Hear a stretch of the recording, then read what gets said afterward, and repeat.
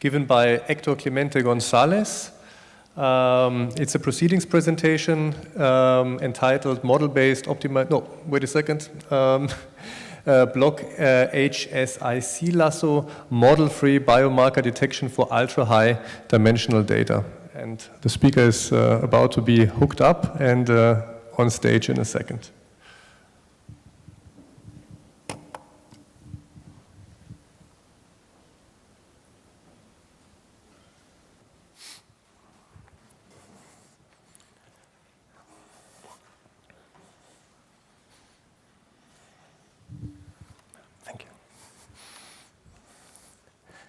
Well, good morning, Basel.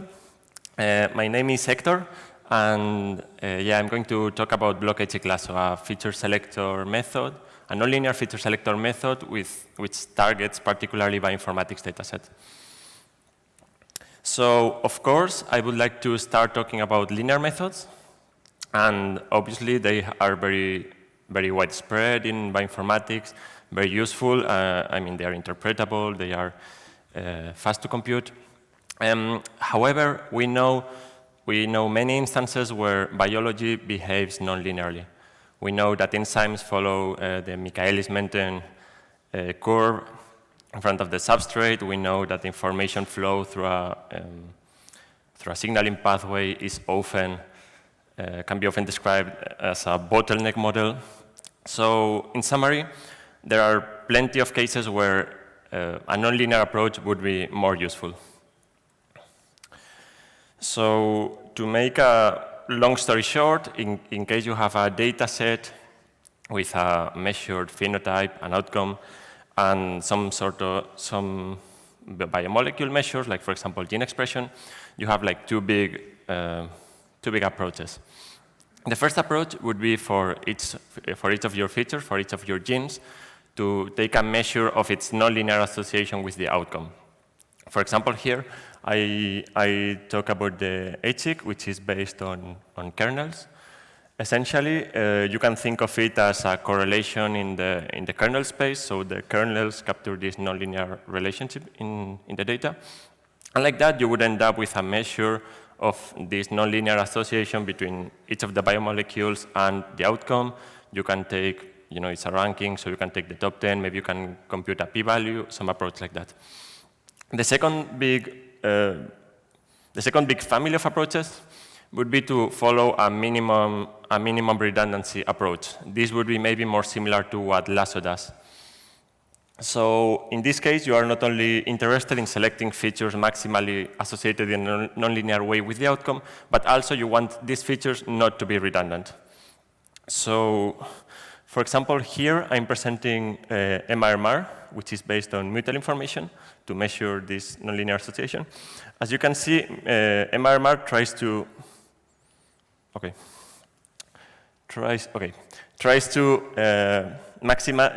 to select some features that exhibit the maximum mutual information with a phenotype, while penalizing the mutual information between the selected features. So Makoto Yamada presented HSIC Lasso in 2012, which is a convex relaxation of MRMR. I didn't mention it, but the MRMR problem that I presented is non-convex. And by doing some modifications to the algorithm, Makoto Yamada transformed it into a convex problem. The two alterations are replacing the mutual information by HSIC, to compute the association, and instead of being a binary 0 or 1 selection or not of the feature, replace that by an alpha coefficient that is always positive, continuous and non-negative. So essentially, that allows to rewrite this problem as a Lasso problem. Hence, we know it's convex. We have plenty of algorithms to solve it. It's pretty desirable. So in this case, Makoto used non-negative LARs to solve this. And to make a long story short, he described in his paper that it outperforms other nonlinear and linear methods in a bunch of synthetic synthetic data sets, but also biological images, etc. However, as I will explain in the next slide, HSIC Lasso had an issue that made it not optimal for bioinformatics data. So hence, what motivated this work was actually to adapt HSIC Lasso to most bioinformatics applications. The main issue is that in order to pose it as the Lasso problem that I described, you need to store all these kernel matrices in memory, all the grand matrices. So as you can imagine, the amount of memory used grows pretty fast. It scales very poorly with the number of samples. So in practice, that made HSIC Lasso not impossible to apply to data sets with more than a couple hundred samples, maybe. However, by replacing the original HSIC estimator by the block HSIC estimator, you could sort of address that problem. Essentially, what this does is, instead of storing the whole matrix, you select blocks of samples. So B is a parameter in this case that is going to give, that is the size, the number of samples compared. So yeah, basically you are computing all these smaller matrices, and then you are using the sum as the estimator. The complexity of that is just the number of features times the number of samples times B. And because B is usually small, between 5 and 20, that requires much less memory than the original HSIC Lasso. So just by making that simple replacement, we created what we call block HSIC Lasso, which was the same nice properties as HSIC Lasso, but on top of that is much more memory efficient and parallelizable, because now you have like all these small matrices that you can compute in parallel. On top of that, we added the ability to remove confounding factors. You can think of things that like gender, like age, a genotyping platform, but that might be masking the relationship between biomarkers or their effects, or even creating spurious correlation. I have to say this was not our original idea, so if reviewer one is in this room, I would like to thank him or her from here. But essentially, we found out that it was fairly easy to remove nonlinearly the association between a covariate and its and the phenotype, if there was such association.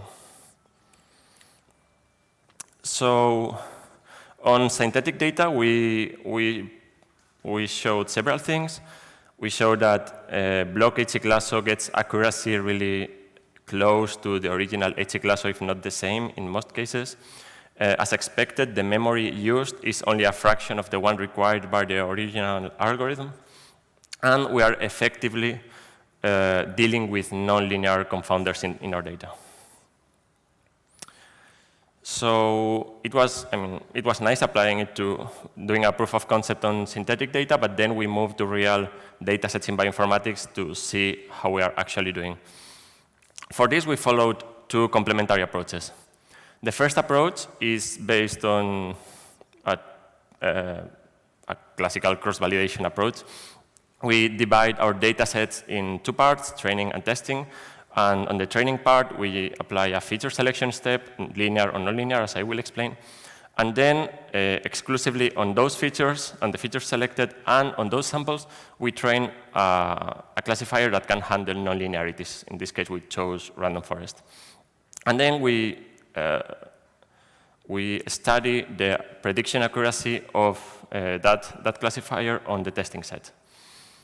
The second approach, it's more based on the interpretation of our results. If we were the bioinformaticians analyzing that data, would we look at the biomarkers and be happy with them, go forward with maybe experimental validation, yes or no? So I will show a couple of plots like this, so I will go a bit in detail, explain them. On the y-axis, you have the classification accuracy of the random forest on the testing data. And on the x-axis, we have different number of extracted features, because it was not clear, it's not clear exactly what's the right number, right? So obviously, as you can see, usually the more features you select, the better your classification accuracy is, which makes sense until it plateaus at some point.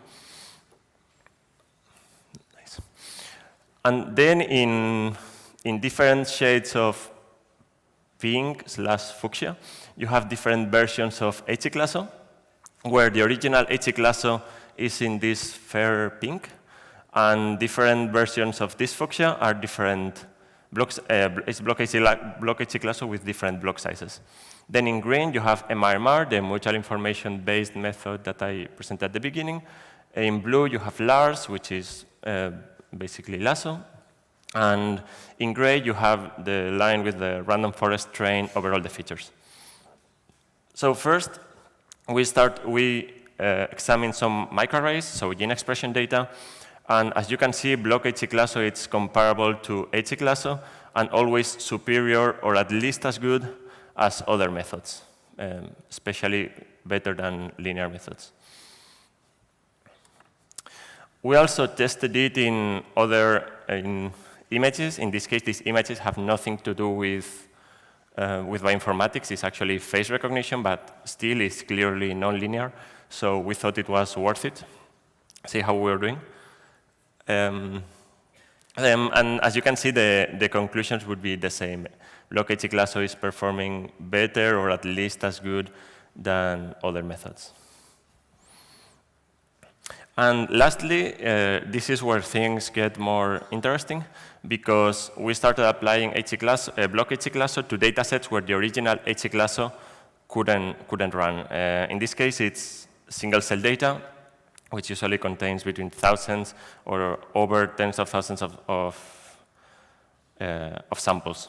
So that's why the original HSIC Lasso, it's gone from these experiments. But as you can see, the conclusions from previous slides remain the same. We are either block HSIC Lasso is either has better classification accuracy or at least comparable to other methods. So as I said, the second approach we wanted to follow was to take a case study. So in this case, we took single-cell data from this paper, Habib et al. Basically, what they did was take brains from mice, and they took cells from different parts of the brain. Actually, they took 13,000 cells, and each of them is, well, they classified it as some cell type. So the task here, the task that we chose was to predict from the gene expression for that particular cell to retrieve this cell type, like neuron from the hippocampus, neuron from this other part, dendritic cell, etc. As you might know, single-cell data is very sparse because of technical. It has technical zeros, basically. So we imputed it with magic, which is a software to, it's a very popular software to actually do this task. And we applied on it both MRMR, LARS, and block HSIC Lasso with a block size of 10. So the first thing we did on the right side was to see how the selected genes agreed with previous results, with known biomarkers. So we didn't necessarily expect to select the same genes, but we expected to select genes that are affecting the same biological processes. So out of the 20 genes we selected, we show here how many of them are actually in a biological process that where a known biomarker is as well. And as you can see, it says HSIC Lasso, but it's actually block HSIC Lasso. As you can see, block HSIC Lasso and MRMR select comparable number of known biological processes. However, LARS not only selects less, but is not even able to select the 20 features that we requested, which we attribute to the fact that because of all these zeros, possibly the problem is very ill-conditioned. The second thing that we did was to go to the list of genes, take the top 5 according to the alpha in the Lasso problem that I showed before, and see if they make sense. So out of the top 5, for example, 3 of them are clearly related to brain activity, specifically myelination, neuron development, etc. So our conclusion of this part is that as bioinformaticians, we would be quite happy if we got these results in our data. So I would like to conclude my presentation with 2 take-home messages. The first one is that in all the conditions that we examined, block HSIC Lasso is performing, as you saw, at least as good and often better than other feature selection methods. And it's particularly interesting when you need a small set of non-redundant, good predicting biomarkers, being because you need good generalization, being because you have a limited budget, so you want non-redundant features. If you're more interested in the method, it has been published in the proceedings of this conference. And block HSIC Lasso, and as well as the original HSIC Lasso, are available as a Python 2.3 package, both in GitHub or in PyPy, so it's really easy to install. Just to conclude, I would like to thank my co-authors, especially my supervisor, Chloe, but also Sami and Makoto, my group, and my institute for the moral support, and the European Commission for the funding. And lastly, I have just a sponsor segment.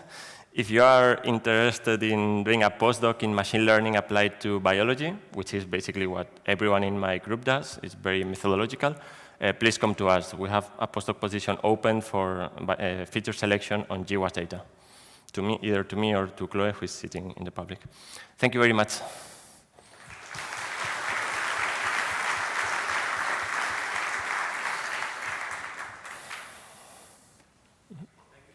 Very nice, very clear, and I think the main idea, I guess, is that you're sort of approximating the full HSIC Lasso by using this block diagonal structure. That's right. One concern might be robustness, and I wonder if you've considered, I'm not sure how easy this is to do algorithmically and still maintain the improvement in memory and parallelization, but have you considered any randomization strategies so that you're not just using fixed blocks along the diagonal, but sort of approximating the full HSIC by randomly computing parts of the matrix?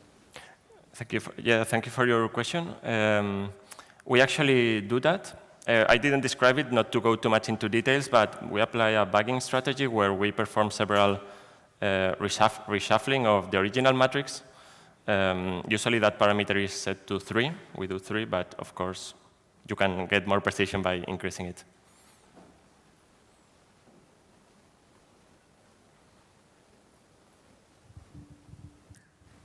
So maybe related to this question, maybe I missed it.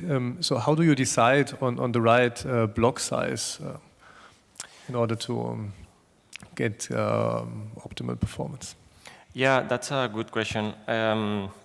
As we saw in practice on biology in real data sets, there is not a huge difference between different block sizes. I mean, of course, the larger, the better. So our heuristic is to sort of monitor the memory. And if you see you still have memory available, try a larger block size because you're going to get more accurate results. But in practice, we didn't see a huge difference. As you can see, we basically can get very similar accuracy as the original HSIC Lasso, which is block size equal to the number of samples. So. Excuse me, I have questions. How many samples you use when you're training your model? How many samples? Yes, when you're training the biomarker or something. Yeah, it really depends. In the single-cell data sets, we go from the thousands to the tens of thousands. So, yeah, so it's a tenfold. So basically, we only leave the 10% of that out. Mm-hmm. But in some cases, in the microarrays or images, we only have approximately 100 samples per data set. Okay. Have you tested whether your biomarker sensitive to batch effect? Batch effect? Yeah. We only tested that on synthetic data.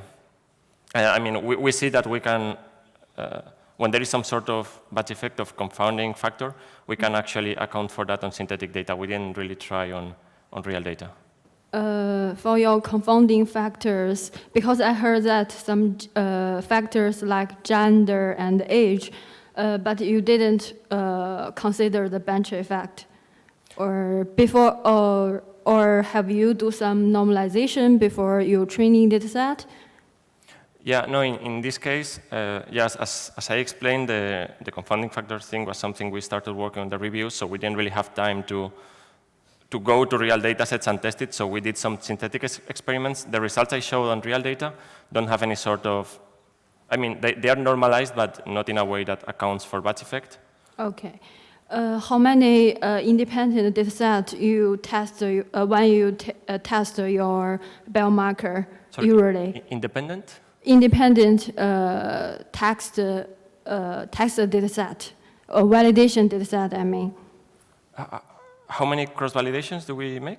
No, I mean how many independent data set after you got the model or biomarker, you should test your biomarker in the validation data set, right? Yes, we do that 10 times. 10 times for each of the data sets I showed. Oh, okay, I understand. Yeah, it's a 10-fold cross-validation. Okay, thank you so much. You're welcome. Right. Thanks again for the questions. Thanks again for Hector.